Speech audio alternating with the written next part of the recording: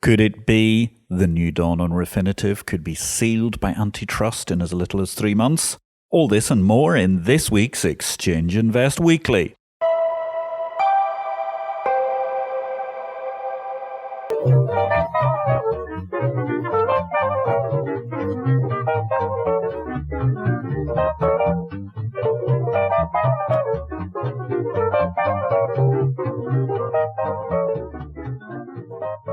And a very fine good day to you, ladies and gentlemen. My name is Patrick Young, the founder of Exchange Invest, the daily newsletter of the Bourse business. And indeed, we lead this week with a very optimistic prognosis from the head of the Borsa Milan, part of the London Stock Exchange group, reaffirming that the Borsa Milan is not up for sale for the time being. Raffaele Yerusalmi has said that he believes that the EU might actually be able to decide on antitrust in the NSE Refinitiv deal within a few months. Strikes me as highly optimistic.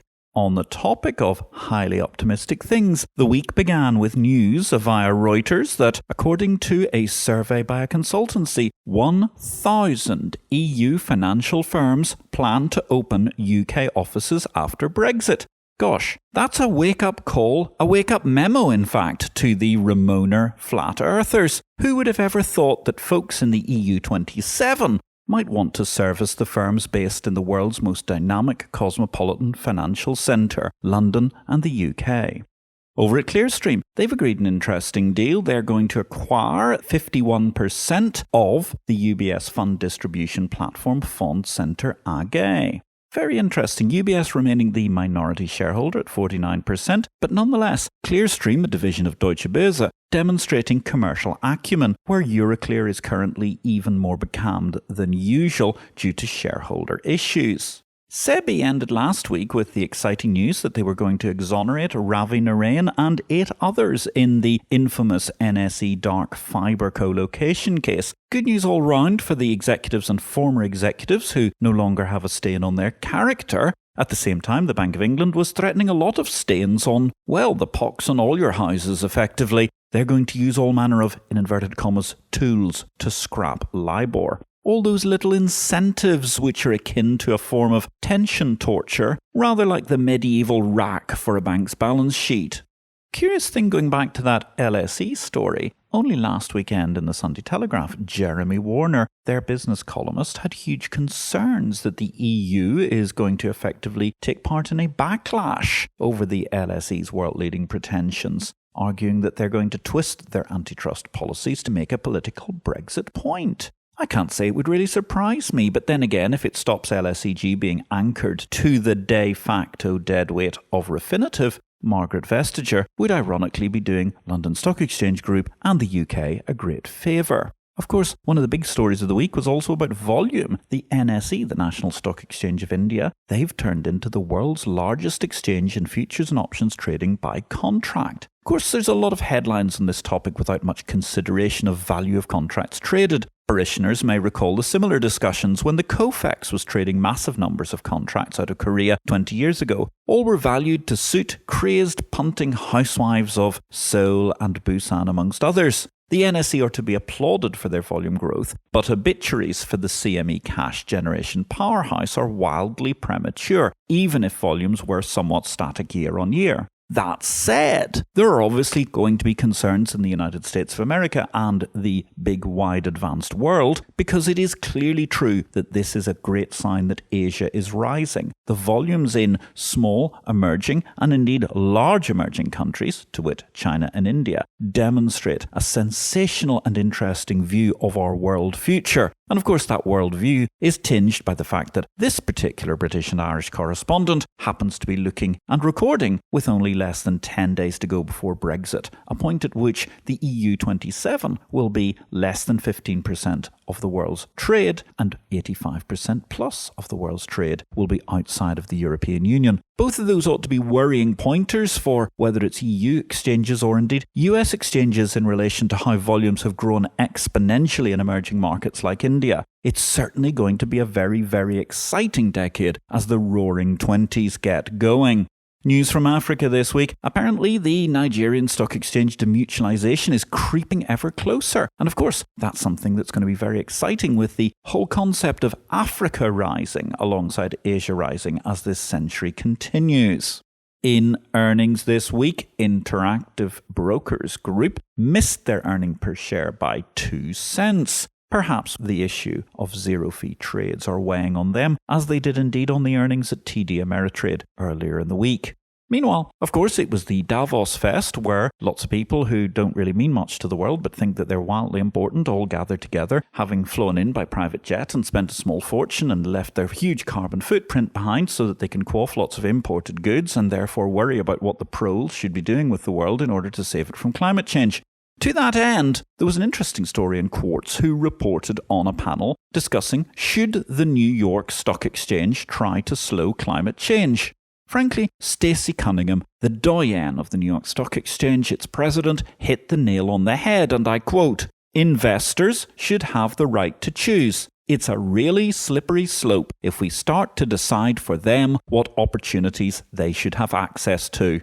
Oh, joy. If this entirely common sense position earned Stacey the Greta death stare, then kudos to Stacey Cunningham. There were many people who were concerned in their day about the introduction of products such as electricity. And indeed, in the case of electricity, that didn't stop New York Stock Exchange allowing investors to decide on companies led by Edison and Tesla. The NYSE itself was absolutely tacit, so long as their accounts and the other related regulations were up to date. Nowadays, it makes total sense to let the market decide, as ultimately neither government nor some après-ski party, no matter how many billionaires are present, will come up with all the answers. Had we run our exchanges on popular Malthusian constraints, it is fair to say the unregulated, broadly rule-free coffee shops would have remained the more popular bourses. Exchange Invest is the daily must-read by the most influential figures operating the world's best markets. We invite you to join the exclusive group of bourse bosses and other C-suite executives who make Exchange Invest the exchange of information, their daily business intelligence guide to markets the world over. Exchange Invest is available to subscribers at $200 per user per year or currency equivalent.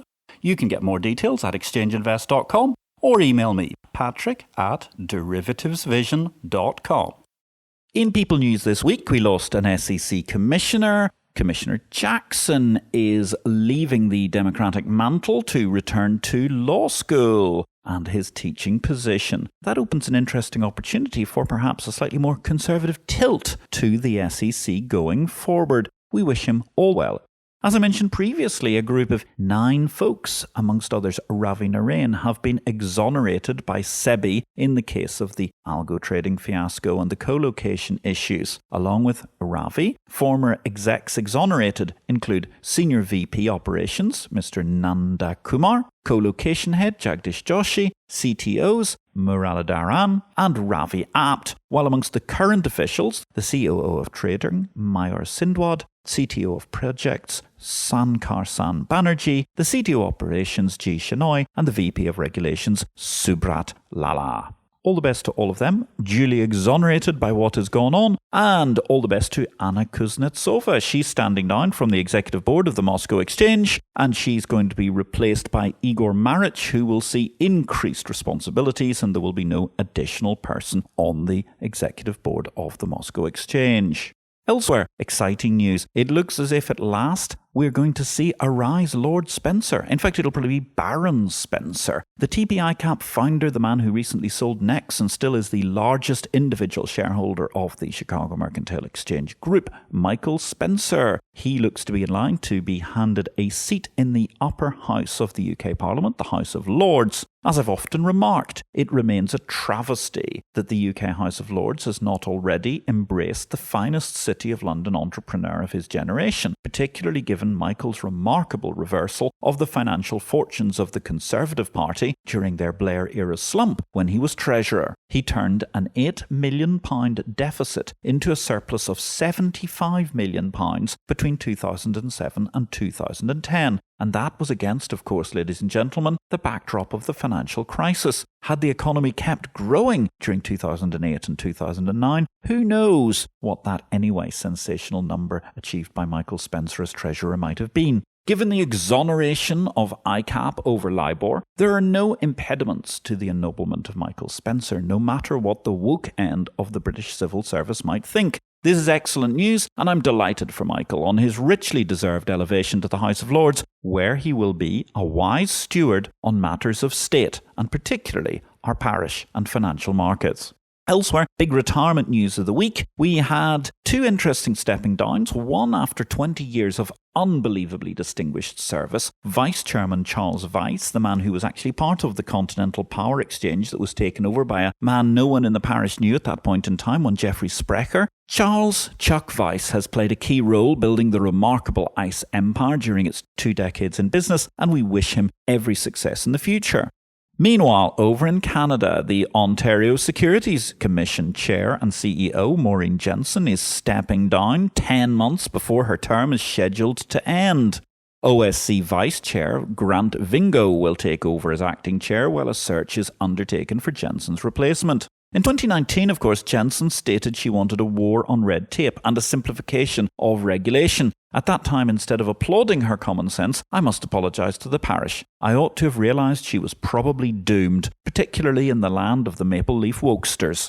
Over at the Swiss Stock Exchange, quite interesting, 3 more executives have left their $100 million blockchain project. Quite what's going on the inside, nobody knows, because it's not, of course, been on an immutable ledger. And finally this week, in terms of staffing news within the parish or around it, Xavier Rollet, he has only lasted barely a year in the role as chief executive of the massive hedge fund CQS. Quite interesting, didn't wonder why he's stepping down. Congratulations at the same time to Serge Harry, a parishioner who was CFO at CQS at Xavier's instigation. He is being elevated to deputy chief executive. Thanks for listening to Exchange Invest Weekly. We welcome your feedback. You can contact me directly, patrick@derivativesvision.com, with any comments. Meanwhile, if you enjoyed this show, we would welcome you giving us a thumbs up. Or if you have time, a positive review will always be welcome, wherever you find this podcast. In regulation news this week, the Georgian Parliament have passed a derivatives law supported by the EBRD. Hurrah! It's a derivatives world, and Georgia will soon be another country in the United Nations of Derivatives. Technology news, the highlight of the week was the Nasdaq Tech Trends Survey for 2020, another interesting and, entirely to be applauded, succinct report from Nasdaq, outlining some useful tech nuggets to ponder in the year ahead. It's a tough call to do these reports year in, year out, especially when your tech vendor business has gone from somewhat niche to a major entity itself within a multi-billion-dollar entity. Elsewhere, in India, the Power Exchange of India have upgraded their trading platform. Sounds like a wonderful piece of technology kit. However, as an Anglophone, I must say I'm a little bit concerned about the branding. Is Prat Yay really an appropriate name for a trading system? Perhaps it means something in India that we're not understanding in the English-speaking world. Over in product news, ladies and gentlemen, one interesting snippet of product information. Curiously, Reuters published some proposed ICE Mirban contract specs on Wednesday afternoon of this week. And then all of a sudden, overnight, the links seem to have gone dead. Nobody quite knows why, and it doesn't seem to have anything to do with ICE either. So here's an excerpt of what they published. As always, it should of course be subject to every form of regulatory permission proviso, and the good folks of the Abu Dhabi Global Markets will decide what is the best contract in due course. I quote, ICE also plans to add price spreads against other established crude futures contracts such as Mirban Brent and Mirban WTI, and also introduce an alternative delivery procedure to facilitate trading, a source with knowledge of the matter said. Buyers and sellers are matched after the contract expires, and if they agree to deliver to an alternative location or deliver an alternative grade, the delivery procedure becomes a bilateral agreement and the exchange exits the process. The contract spec itself seems, well, pretty plain vanilla and logical compared to other similar markets in the world. It's 1,000 barrels per lot contract, 1 cent trading price quotation, 1 cent settlement price quotation, both in US dollars. Last trading day will be the last business day of the second month preceding delivery. Final settlement price, Singapore marker price on the last trading day, and this will form the exchange delivery settlement price, which will be the basis for physical delivery. Daily marker prices will be published at 4:30 p.m. Singapore time, so that's 8:30 GMT, and 4:30 p.m. London time. No London marker price on the last trading day each month. Daily settlement, volume-weighted average price of trades between 7:28 and 7:30 p.m. London time. Looking at 22 hours per day of trading, that's going to be Monday to Friday as proposed, 1 a.m. to 11 p.m. London time. So it's obviously not going to incorporate quite the exactitude of the Abu Dhabi working week, which is usually Sunday to Thursday inclusive. Physical delivery of Murban crude oil at the Abu Dhabi National Oil Company's terminal at UAE Fujairah on a free on-board basis onto buyer's vessel during the delivery month. There will be up to 48 consecutive contract months. Very interesting. We'll see how that develops. And indeed, hopefully, at some stage, the draft will reappear on Reuters or some other news service. And finally, for this week's bulletin of the Exchange Invest Weekly, crowdfunding is expected to catalyse the capital market, according to Bhutan's national newspaper. Ladies and gentlemen, at this juncture, the news that the Royal Securities Exchange of Bhutan is going to be able to provide alternative financing via a digital crowdfunding platform must, if nothing else, demonstrate just how global crowdfunding has become in less than a decade. On that note, thank you for listening, ladies and gentlemen. I'll be back on Monday with the Exchange Invest Daily Newsletter for all our subscribers across the world. My name is Patrick L. Young. Have a great week in markets.